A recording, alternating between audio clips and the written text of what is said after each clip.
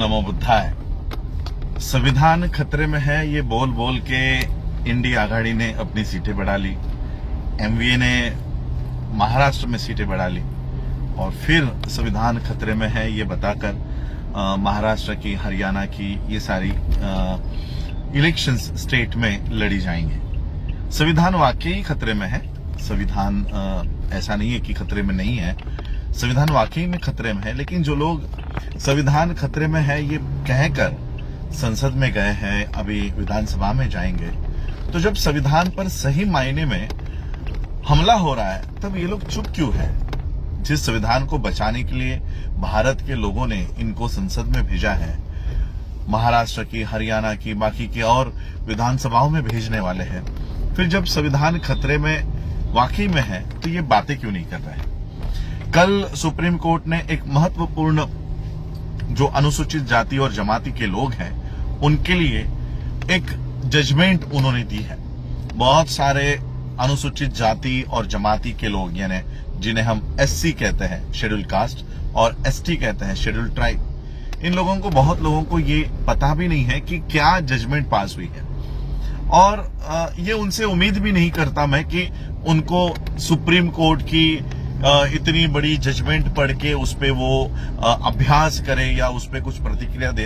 ये तो हमारे जैसे पढ़े लिखे लोगों का, आपके जैसे पढ़े लिखे लोगों का, हमारे समाज में एडवोकेट्स जो है, पढ़े लिखे वर्ग जो है, ये उनका काम है उन्हें समझाना। सुप्रीम कोर्ट ने कल जो निर्णय दिया है कि जितने भी राज्य भारत में हैं वो अपने अपने राज्य में अनुसूचित जाति यानी एससी और अनुसूचित जमाती यानी एसटी के लिस्ट में वो ग्रुप्स कर सकते हैं, यानी कोटा जो दिया हुआ है उस कोटा के अंदर वो कोटा लागू कर सकते हैं।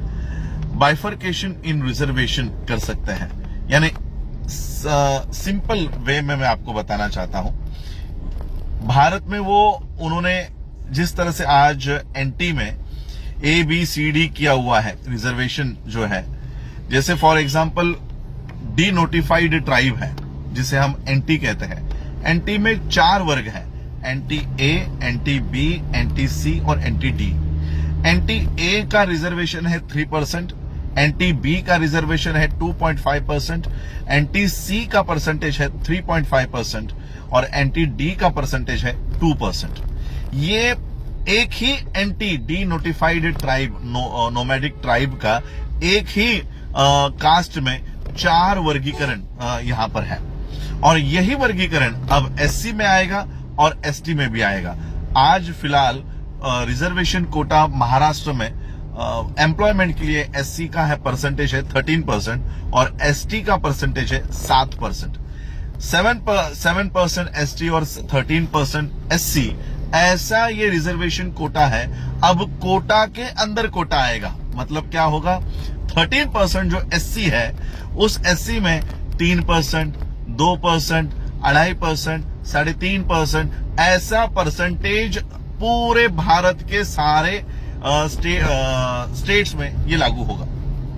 उसी तरह से एसटी 7% है, उसी 7% में 2%, 1%, 3%, 4%, ऐसा करके 60% को भी डिवाइड किया जाएगा। अब ये बहुत सारे लोगों को पता नहीं है, उनको लग रहा है कि तो ये तो अच्छा है। सरकार ने, सुप्रीम कोर्ट ने कहा है कि जो जातियां एससी में या अनुसूचित जमाती में पिछड़ी है उनको आगे लाने के लिए हम जो आगे आई हुई जातियां हैं उनको पीछे डाल देंगे। अब फॉर एग्जांपल मैं पूरी भारत की अनुसूचित जाति की लिस्ट नहीं पढ़ूंगा क्योंकि बहुत लंबी लिस्ट है। महाराष्ट्र में मैं वैसे एक एग्जांपल देना चाहूंगा। आंध्र प्रदेश में अनुसूचित जाति में 61 कास्ट आती है, आसाम में यही आंकड़ा 16 जातियां आती है, बिहार में अनुसूचित जाति में 23 जातियां आती है, गुजरात में अनुसूचित जाति में 36 जातियां आती है, हरियाणा में अनुसूचित जाति में 37 कास्ट आती है, हिमाचल प्रदेश में यही आंकड़ा 57 जातियां है, झारखंड में 22 जातियां एससी है, कर्नाटक में 59 भी नहीं, 101 जातियां कर्नाटक में एससी है, केरला में केरला में ये आंकड़ा 69 है, मध्य प्रदेश में ये आंकड़ा 48 है, महाराष्ट्र में ये आंकड़ा 59 है। ऐसे कई सारे स्टेट्स की ये अनुसूची आपको गैजेट में देखने मिल जाएगी। मैं अब सिर्फ महाराष्ट्र की बात करता हूं। महाराष्ट्र में 59 कास्ट है एससीज में। इसमें मैं कुछ जातियों का नाम क्रम में पढ़ना चाहूंगा। पहली जात है अगेर नाम की। अगेर, अनामुक, आरयमाला, अरवमाला, बहना, बहाना, बाकड़, बांट, बलाही, बलई, बसूर, बरूड, बंसूर, बंसोड़ी, बसोड़, बेड़ा जंगम, बुड़गा जंगम, बेदर, भांबी, भांबी, दारू, असोरी, चमाड़िया, चमार, चमारी, चांभार, चमगर, हरियाला, हराली, ऐसी बहुत सारी जातियां हैं। भंगी, बिंडला, ब्यागरा, चलवादी, चेन्ना दसर, दक्कल, ढोर, दोम, यलमवार, गारो, घासी, हल्लेर, हलसर, होलार, होलाया, ये सारी जातियां हैं। उसमें 37 नंबर पे है महार, 39 माला, दसारी, 40 पे माला, अन्नाई, 47 पे है मांग। मैं इसलिए जंप कर रहा हूं क्योंकि 37 नंबर महार, 47 नंबर मांग और 3 नंबर की 3 भी नहीं, 11 नंबर पे है चांभार। ये 3 जातियां महाराष्ट्र में प्रशासन में भी है। ये आपको इनके एमएलएस भी दिखाई देंगे, इनके एमपीज भी दिखाई देंगे। तो महाराष्ट्र में ये 59 कास्ट जो है, ये 59 कास्ट में ये 3 जातियां महार, मातंग और चंभार, ये प्रशासन में है। एजुकेशन भी इनका भी अच्छे से हो रहा है। नौकरियां में भी एससी के जो सीट्स है यहां पर ये आपको पाए जाएंगे। अब ये 3 कास्ट जो यहां पर आगे आई है, यानी हमने कभी भी महाराष्ट्र में ये जातियां कभी नहीं सुनी थी। आहेर, अनामुक, आरय, बहाना, ये सारी जो जातियां हैं महाराष्ट्र के लोगों को पता भी नहीं होगी कि ये हमारी जातियां है, ये एससी की जातियां हैं। कई सारी जातियों को तो हम पहली बार हम लोग इनके नाम सुन रहे होंगे। अब ये जो जातियां हैं जिसके बारे में हम जानते भी नहीं है या उनकी पॉपुलेशन भी बहुत कम होगी, ऐसे जातियों का ग्रुप बनाकर उनको ए कैटेगरी में रखेंगे, यानी एससी ए में कौन सी जातियां आएंगी? जो शासन में, प्रशासन में, एजुकेशन में वो है ही नहीं, ऐसे जातियों को ए में डालेंगे और उनको एक सर्टेन परसेंटेज देंगे। 13% को डिवाइड कर दिया जाएगा 4 भागों में और 13% को डिवाइड करके किसी को 3.5%, किसी को 2.5%, किसी को 4%, और जो जातियां प्रशासन में है, जो जातियां एजुकेशन में है, जो जातियां नौकरियों में है, उनको सबसे आखिरी में डाला जाएगा। हमें इससे भी दिक्कत नहीं है, लेकिन इससे क्या होगा? इससे यह होगा कि ए कैटेगरी में जब भर्ती शुरू होगी और ये जातियां जो है अहेर, बाम्बी, अनामुक, आरयमाला, ये कास्ट के लोगों को वहां पर फर्स्ट प्रेफरेंस दिया जाएगा। और जब ये फर्स्ट प्रेफरेंस दिया जाएगा तब ये जाति के लोग उपलब्ध नहीं होंगे, क्योंकि इनमें एजुकेशन का लेवल बहुत कम है। एजुकेशन का लेवल कम होने की वजह से जब इनकी सीटें भरी जाएंगी तब इनको एम्प्लॉयमेंट के लिए ये कभी एप्लीकेशन नहीं करेंगे। पहली बार जब एडवर्टीजमेंट आएगी कि इतने पोस्ट भरने हैं और एससी में ए कैटेगरी के एज ए की जो वर्गीकरण किया गया है उनको अपॉइंट किया जाने वाला है, तो पहली बार में इनके कोई एप्लीकेशंस नहीं आएंगे। आए भी तब भी उस लेवल के नहीं आएंगे जो एजुकेशन क्वालिफिकेशन उनको चाहिए। सेकेंड बार भी इसको जब एडवर्टाइजमेंट दिया जाएगा तब भी, क्योंकि हमारा सबसे बड़ा जातिवाद एक ही शब्द से किया जाता है, नॉट फाउंड सुटेबल। हम लोगों को जातियों की गालियां नहीं दी जाती, हमें हमारे रिमार्क में जब अपॉइंटमेंट की या हमारे इंटरव्यूज चलते हैं तो रिमार्क में हमें गाली दी जाती है और वो गाली का नाम है not found suitable. Candidate not found suitable, ये एट्रोसिटी से भी भयानक गाली हम लोगों को दी जाती है। यानी हम लोग इंटरव्यूज के लिए भी जाते हैं तब भी हमारे सामने लिखा जाता है कि नॉट फाउंड सुटेबल। ऐसा 3 बार होने के बाद, वो कास्ट के लोग नहीं मिलने के बाद, वो कास्ट या वो रिजर्वेशन सीधा डी रिजर्व हो जाएगा। 3 बार में उस जाति के कैंडिडेट न मिलने पर वो रिजर्वेशन पूरी तरह से खत्म हो जाएगा। और जो 13% की एडवर्टीजमेंट निकाली जाती थी, जिसमें महार, मातंग, चमार, ढोर, ये कैटेगरी के लोग एप्लीकेशन करके प्रशासन में जाते थे, नौकरियों में जाते थे, एजुकेशन स्कॉलरशिप्स ले रहे थे, अब इनको अपॉर्चुनिटी होने के बावजूद भी ए में नहीं लिया जाएगा, बी में नहीं लिया जाएगा, सी में नहीं लिया जाएगा और डी की कैटेगरी भरी नहीं जाएगी। तो हमारा रिजर्वेशन इस तरह से खत्म करने का काम सुप्रीम कोर्ट ने किया है। सुप्रीम कोर्ट ने तो जजमेंट दे दी, लेकिन मैं आपको वो जजमेंट भी देने का अधिकार किसका है? आर्टिकल 341, बाबा साहब अंबेडकर जी ने आर्टिकल 341 देखो कैसा लिखा है। बहुत सारे लोगों को इसको शांत दिमाग से पढ़ने की जरूरत है। क्या लिखते हैं Baba Saheb Ambedkar? The president may with respect to any state, मैं यूनियन टेरिटरी की बात नहीं करूंगा, the president may with respect to any state और union territory and where it is a state after consultation with governor thereof by public notification specify the caste, races or tribes or parts or groups within caste, races or tribes which shall for the purpose of this constitution be deemed to be scheduled caste in relation to that state or union territory as the case may be. Parliament may by law include in or exclude from the list of scheduled castes specified in a notification issued under clause 1 of any caste, race or tribe or part of or group within any caste, race or tribe, but save as aforesaid a notification issued under the said clause shall not be varied by any subsequent notification. इसका मतलब क्या है?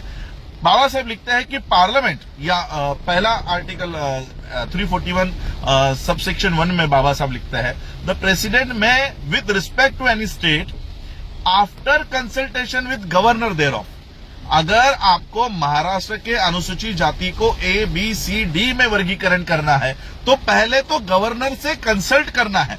Governor से consult करने के लिए भी public notification डालनी है और उसके बाद आपको अगर वर्गीकरण करना है तो वो उस तरह से करना होगा। अब गवर्नर का अधिकार निकालकर अब ये पब्लिक नोटिफिकेशन हटाकर सुप्रीम कोर्ट ने सीधा सीधा कह दिया है कि आपने अपने राज्य में वर्गीकरण कर देना। हम लोग ओबीसी के आरक्षण बचाने की लड़ाई लड़ रहे हैं और उसकी बचाने की लड़ाई लड़ते लड़ते हम अपना आरक्षण खो दिए हैं, खोने वाले हैं नहीं, खो दिए हैं। और एबीसीडी हमारे लोग, हमारे महामूर्ख लोग एबीसीडी के वर्गीकरण का समर्थन कर रहे हैं। इस वर्गीकरण का समर्थन करने वाले लोगों को मैं बताना चाहता हूं कि आने वाले समय में एससी का रिजर्वेशन ये पूरी तरह से खत्म हो चुका होगा। नॉट ओनली एससी के बाद एसटी भी इसमें इंक्लूड किया गया है। एससी और एसटी, एक तो पिछले 7 सालों से वैकेंसीज भरी नहीं गई है, सारे गवर्नमेंट पोस्ट एससी एसटी के ओबीसीज के खाली पड़े हुए हैं, बैकलॉग भरा नहीं गया है।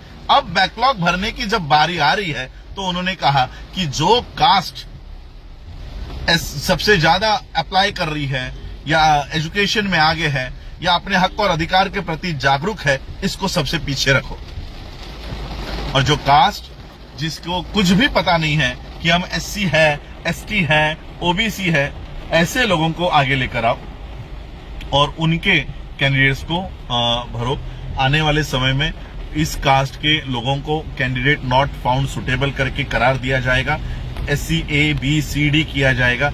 ए की कैटेगरी धीरे धीरे खत्म हो जाएगी, बी खत्म हो जाएगी, सी खत्म हो जाएगी और डी को कभी भी भरा नहीं जाएगा। हम लोग डी कैटेगरी में चले जाएंगे। महार, मातंग, चमार, ढोर, पंजाब के चमार, बाकी जाटव, ये जो लोग आज शासन, प्रशासन और एजुकेशन में दिख रहे हैं, ये आने वाले समय में पूरी तरह से शासन प्रशासन से निकल जाएंगे। एमपीज, एमएलएस की सीट, रिजर्व सीट जो है वहां पर भी इन लोगों को कभी आने का मौका नहीं मिलेगा। इस तरह से ये कानून है और इसलिए मैं आप सभी लोगों को कहना चाहता हूं, आने वाले समय में हम लोगों को आरक्षण बचाने की, एससी और एसटी के लोगों को आगे आकर कि वर्गीकरण, तेलंगाना ने तो कल ही जाहिर कर दिया कि हम भारत का पहला स्टेट होंगे जहां पर हम एससी और एसटी में इस तरह का बाइफरकेशन करेंगे, एबीसीडी वर्गीकरण वो लोग करेंगे।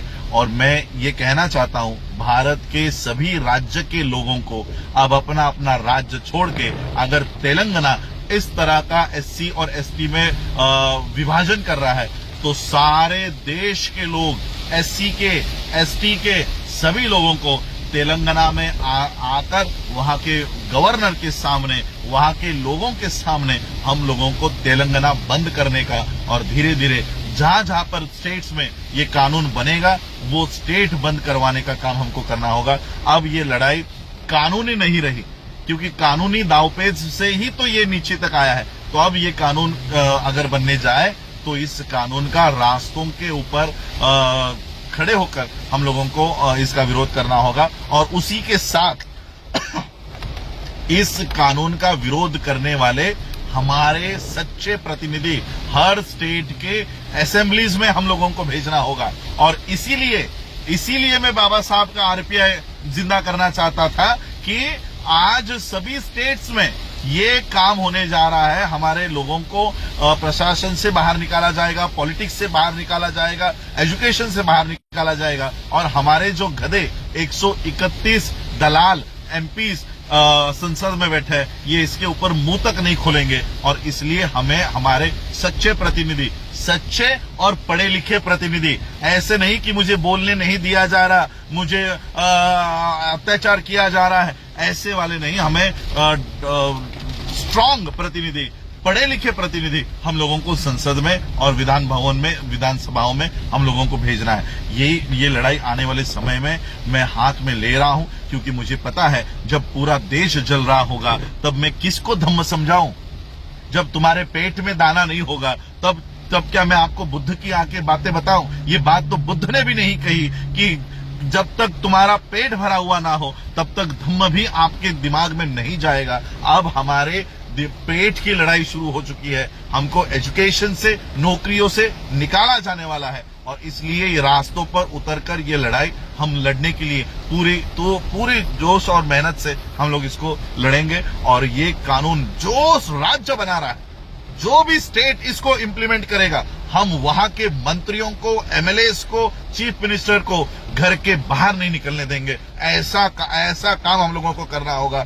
2 अप्रैल 2018 अगर यहाँ की व्यवस्था भूल गई होगी तो हमें उनको फिर से ये दिन याद दिलाना पड़ेगा कि अगर हमारे एट्रोसिटी एक्ट में तुम छेड़खानी करते हो तो हम क्या कर सकते हैं। यहाँ तो पूरा का पूरा एससी एसटी रिजर्वेशन तुम लोग खत्म कर रहे हो। और ऐसे हालात में हम घर पर चूड़ियां पहनकर नहीं बैठने वाले हैं। हम रास्तों पे उतर के जितने भी एमपी एमएलएस, एमपीज तो यहाँ पर रोल नहीं आएगा, जितने भी एमएलए इसके फॉर में वोट करेंगे या इस कानून को लागू करने का काम करेंगे, सबसे पहले तो एससी के एमएलएस को पीटेंगे, एससी के एमएलएस को पीटेंगे। उसके बाद जनरल वालों की बारी आएगी, सीएम की बारी आएगी। तो यही मैं आज आप लोगों को समझाना चाह रहा था कि एससी का और एसटी का रिजर्वेशन खत्म हो चुका है।